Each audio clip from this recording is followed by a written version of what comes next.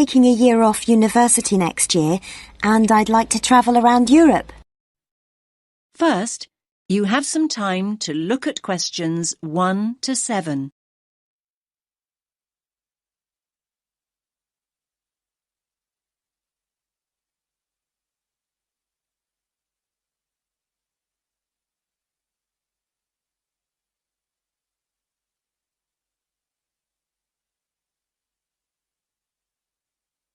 Listen carefully to the first part of the conversation and answer questions 1 to 7.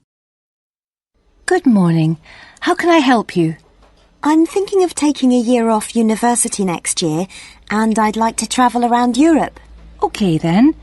Do you have any idea where you'd like to go? Well, I was thinking of starting in France and then working my way up to Eastern Europe, possibly going as far as Slovakia. Well, there are a number of ways you can do this, and we have various options available. It really depends on your budget and how you'd like to travel. That's just the thing, really. I've just finished my second year at university, so obviously I'd like to do it in as cheap a way as possible. That's fine. Could you give me a rough idea of the price range you're looking at? Realistically speaking, I'm hoping to pay between about £700 and £900. I could stretch to £1,100, but that's really my limit. How long are you thinking of going for? About 10 months. To be honest, you'd be better off travelling for about 7 months, if that's your budget. OK, that's not too bad. So, how would you suggest I travel? Well, because of the time limit, I don't think walking is a viable option. Of course, in this day and age, the most convenient way to get around is by flying, particularly if you've got quite a bit you want to see in a short space of time. Saying that, I still think the best way to get around Europe is by train. As a student, you can also get a student rail card, which means cheaper fares. That sounds brilliant. How do I go about getting a rail card? Well, if you decide that's what you want to do, then we can organise that all for you. You'll need to fill in a form and provide us with 2 passport photos, and we'll do the rest. It costs about £36 plus about £10 administration costs. Great. That's really not expensive at all. And what about buses? I was just thinking if I decide to go to places which are a bit more remote. There are always local buses, but these are not always a good idea. They can be quite unreliable and in some areas quite dangerous because the buses tend to be overcrowded and some of the drivers drive way too fast. So I would suggest you don't do this. That sounds quite frightening. So what are my options then? You could hire a car, but it can be expensive. Still, I do think if you're thinking about going to smaller towns and places which are off the beaten track, then hiring a car is by far the better way to do it. You can also look at sharing the costs by hiring a car with someone else. That's a good idea. I guess I could put a message on the internet. You could do that, but don't forget that you meet people when you're travelling, and you'll probably find someone who's going to the same place as you are. That's true. I want to stay in youth hostels, so I'm sure I'll find people who are interested in going to the same places. Oh, one last thing. What about taxis? I was thinking about if I go out at night. I use taxis all the time here. But taxis abroad are a different story. In certain countries, they're no problem, but by and large, taxi fares are high. Oh. If you do go out at night, try walking home, but make sure you don't do this alone. Try and find people to go out with at night or come home at a reasonable time. But if you're staying in youth hostels, you should find plenty of young people to go out with at night. I'm sure I will.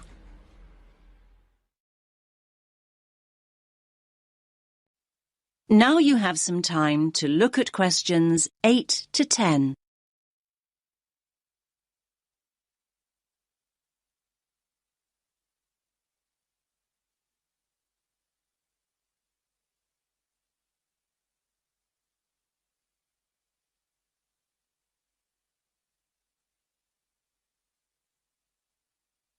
Now listen to the next part of the conversation and answer questions 8 to 10.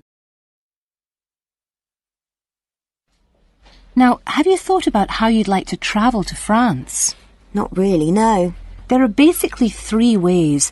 You can go by ferry, which leaves every day and night, or there's the hovercraft, which is more pricey, but will get you there quicker, and, of course, you could fly. Well, I don't think flying is an option for me, as it'll be too expensive. So I suppose I'll choose one of the other 2. It's a pity, really, as I don't fancy the idea of travelling by sea. Last time I did that, I got terribly seasick. Well, you're in luck then, as at the moment there's a special deal on flights to France. Ah. In fact, a plane ticket is now half the price of a ferry ticket, which is usually the cheapest option. That's great. I'll do that then. I much prefer flying anyway. I'll need to get some details off you then. Firstly, how will you be paying? Cash, cheque or credit card?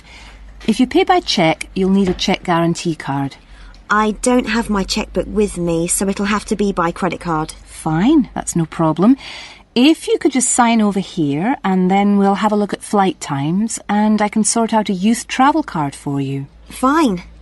Oh, can I use your pen, please? No problem.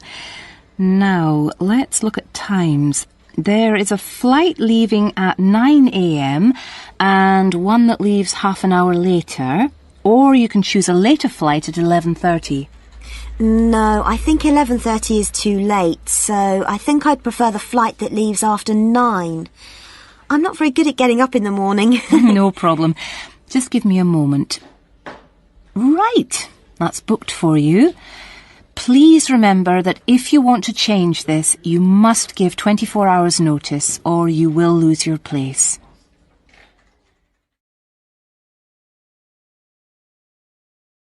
That is the end of part 1. You now have half a minute to check your answers.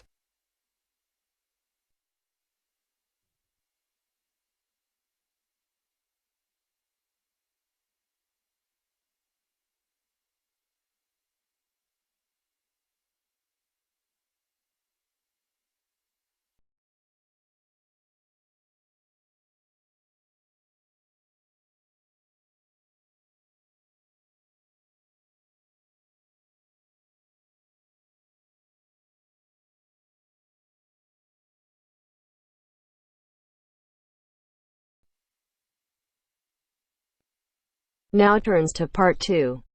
Part 2. You'll hear a tutor and 2 students discussing modern European writers.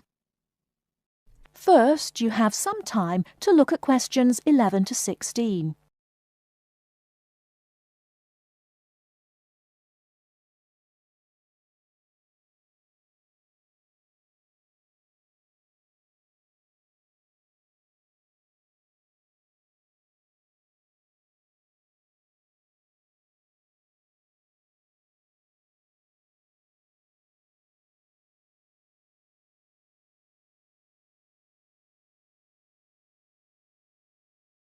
Now, listen carefully and answer questions 11 to 16. Okay, so to continue our look at modern European writers who have focused on the future in their work, today we're talking about H.G. Wells. Last week, I asked you both to do some background research on Wells, which we're going to discuss now. Gitanjali, tell us about H.G. Wells. Right.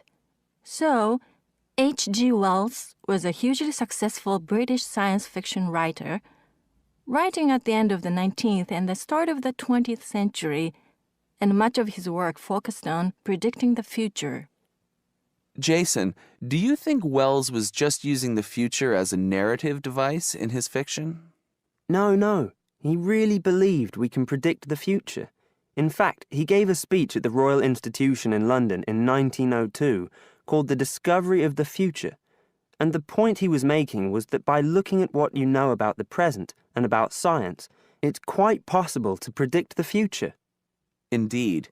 Gitanjali, do you think Wells was always optimistic in his predictions? Not at all. In fact, He varied in his predictions from being extremely pessimistic about the future to being optimistic. Interestingly, one theory I read links the attitude in Wells's work to his own health. When he was writing The Time Machine, which was published in 1895, he'd just been diagnosed with an incurable fatal disease.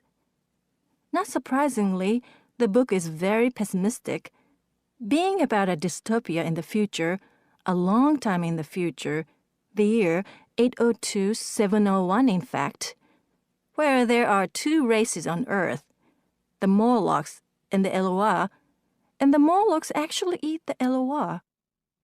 I thought it was interesting, though, that it was H.G. Wells who actually came up with the phrase time machine, so despite being pessimistic, the work has had a lasting effect on our culture. Right. After The Time Machine, though, H.G. Wells didn't die, of course, and his recovery might be why he began to be a bit more optimistic about the future. So that brings us to his first utopia, Anticipations. Jason, tell us about that.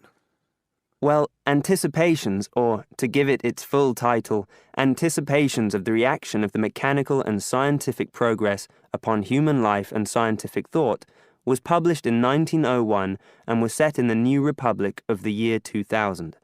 Some of the things Wells predicts are fairly close to our reality today, including 24-hour news, global telecommunications, and even a European Union. We'll come back to the accuracy of Wells's predictions a little later. Gitanjali, how was Wells's work received at the time? Well, although Wells was extremely successful, not everyone respected his work or his predictions. Another well-known science fiction writer, Jules Verne, viciously attacked him for works such as The First Man in the Moon, which Verne argued weren't rooted in scientific fact at all. That's right. Now, Wells wrote a number of other utopian visions of the future. Jason? Yes, in A Modern Utopia, published in 1905, his vision was of a world where there's no private property, where everyone has access to wonderful healthcare, and interestingly, where everyone's personal information is stored on cards in a central database outside Paris. Apart from the healthcare, I'm not sure everyone today would see that as a positive view of the future. Neither am I. And, on a similar note, Wells strongly believed in population control, and in The Shape of Things to Come, which was published in 1933, he sees and supports a world where the population is kept at 2 billion. Once again, I'm not sure most people today would necessarily see that as a good thing. Before you hear the rest of the talk, you have some time to look at questions 17 to 20.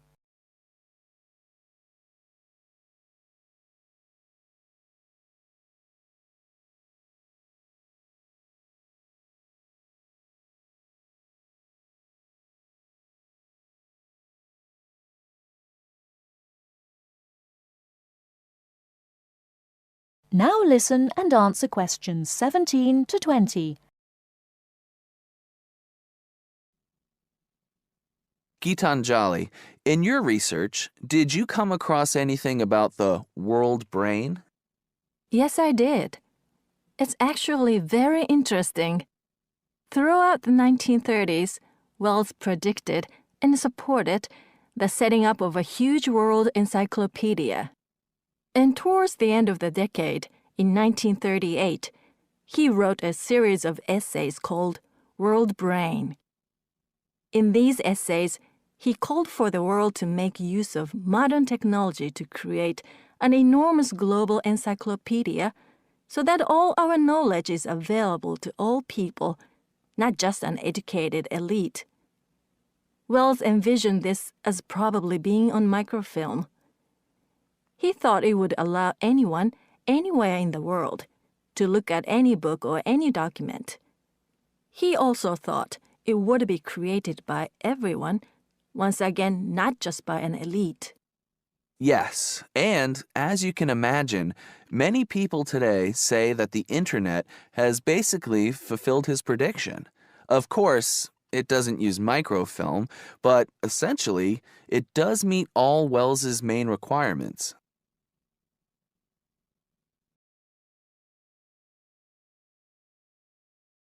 That is the end of part 2.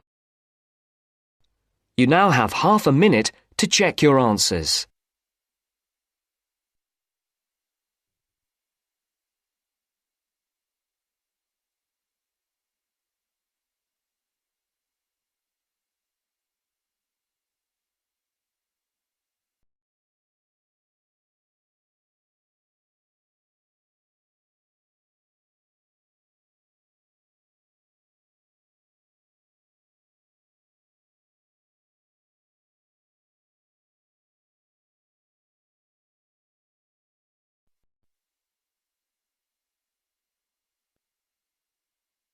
Now turns to part 3. Part 3. You will hear two students discussing the subject of rock art. First, you have some time to look at questions 21 to 27.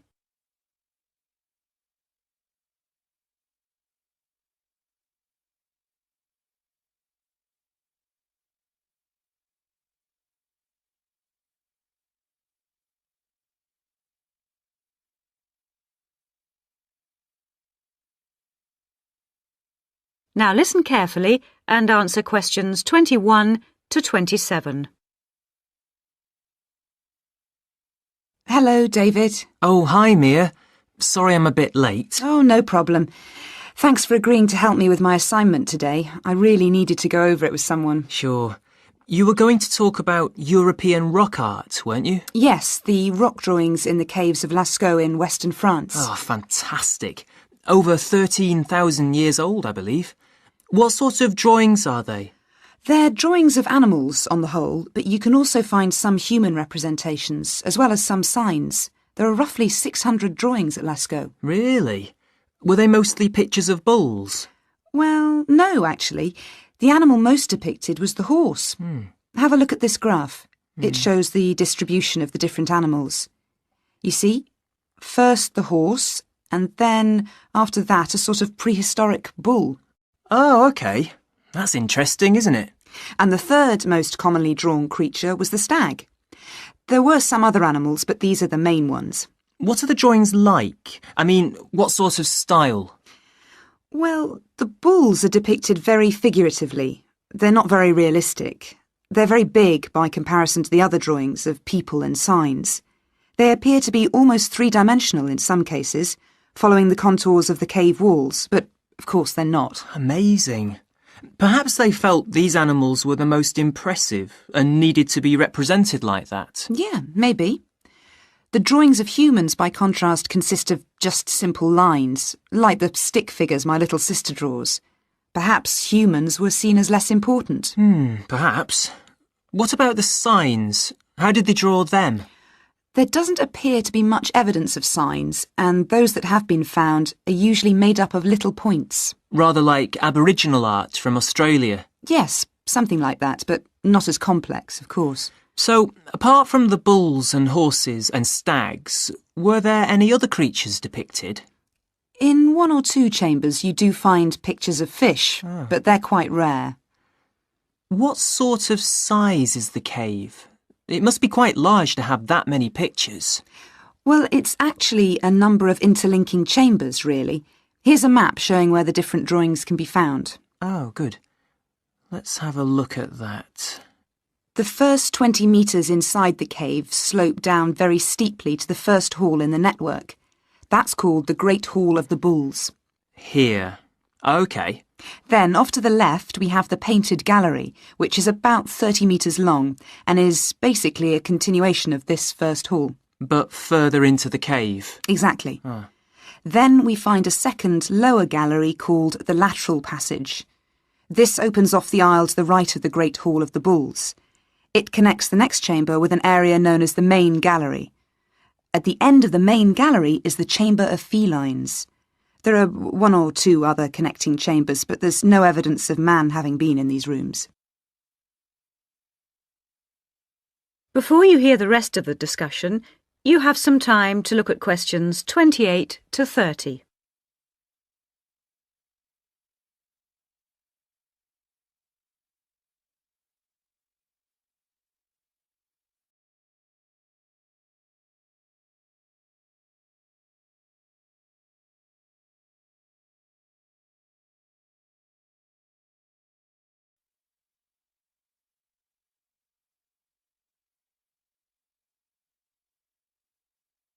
Now listen and answer questions 28 to 30.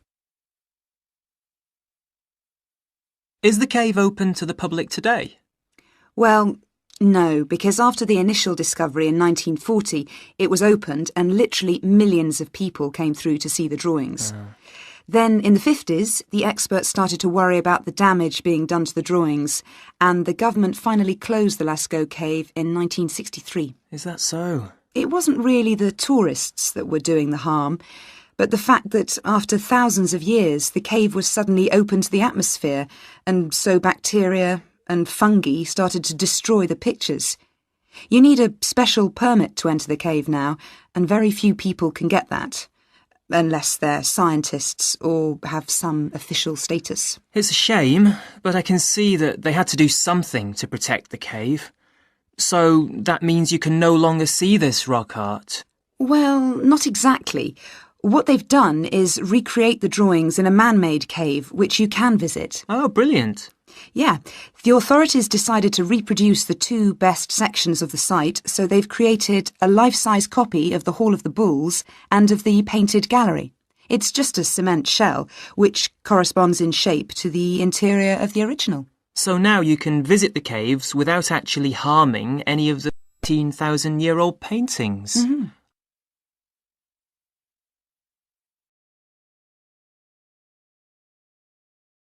That is the end of part 3.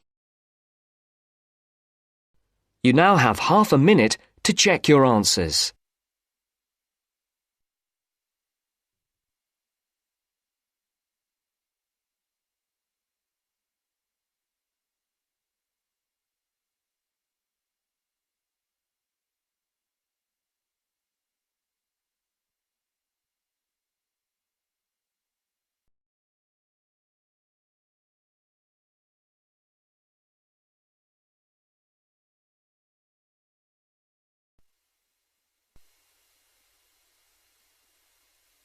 Now turns to part 4. Part 4. Hear an extract from a talk given by a lecturer from Management Department of a university on the topic Job Satisfaction. First, you have some time to look at questions 31 to 40.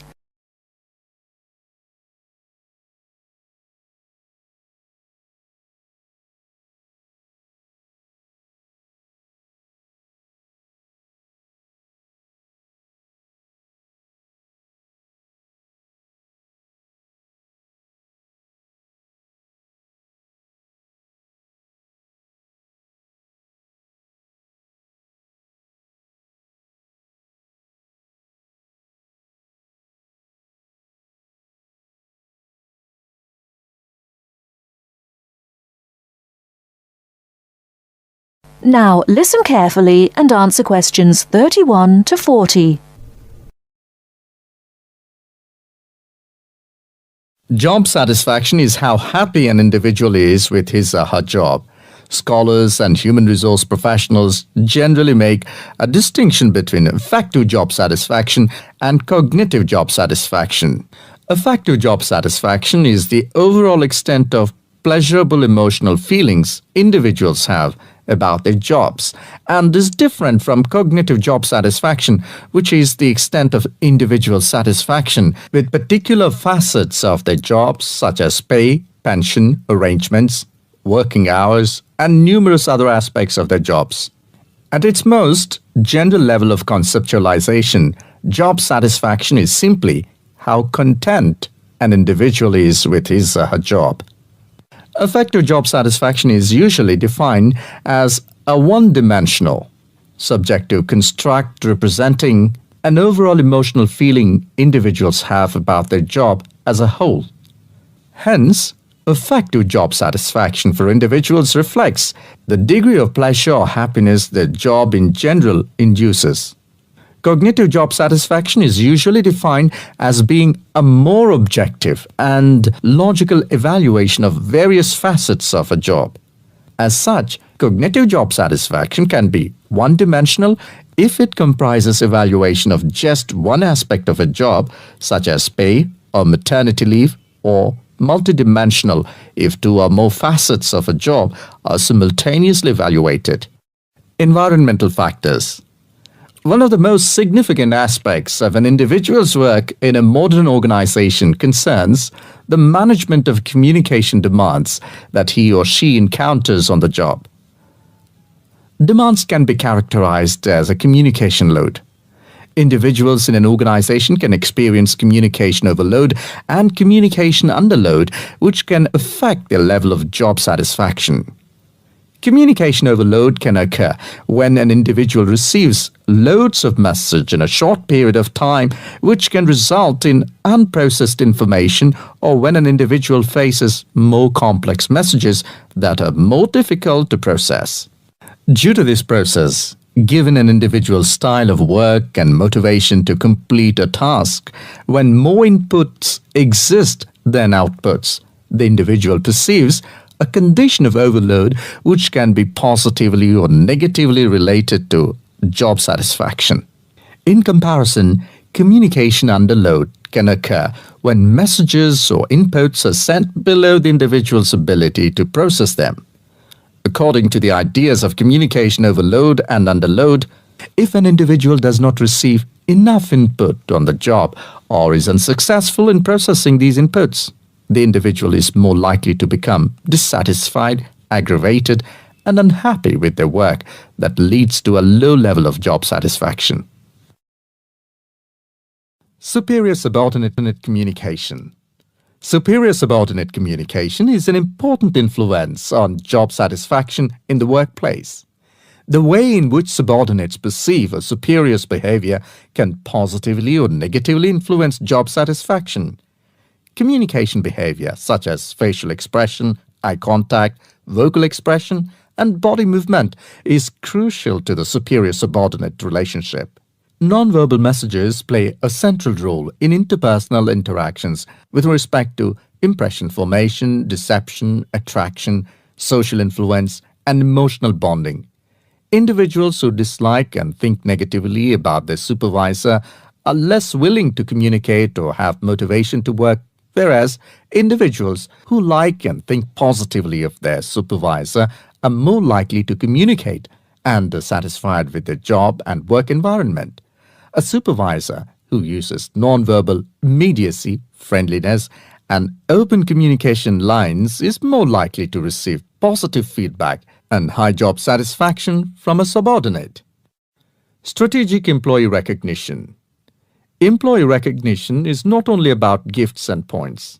It's about changing the corporate culture in order to meet goals and initiatives, and most importantly, to connect employees to the company's core values and beliefs. Strategic employee recognition is seen as the most important program, not only to improve employee retention and motivation, but also to positively influence the financial situation. The vast majority of companies want to be innovative, coming up with new products, business models, and better ways of doing things. However, innovation is not so easy to achieve. A CEO cannot just order it and so it will be achieved. You have to carefully manage an organization so that, over time, innovations will emerge. Individual factors. Mood and emotions form the effective element of job satisfaction. Moods tend to be long-lasting, but often weaker states of uncertain origins, while emotions are often more intense, short-lived, and have a clear object or cause. Positive and negative emotions were also found to be significantly related to overall job satisfaction. It was found that suppression of unpleasant emotions decreases job satisfaction, and the amplification of pleasant emotions increases job satisfaction. There are two personality factors related to job satisfaction: alienation and locus of control.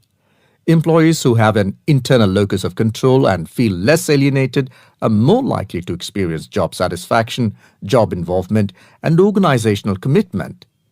The characteristics like high self-esteem, self-efficacy, and low neuroticism are also related to job satisfaction. That is the end of part 4. You now have half a minute to check your answers.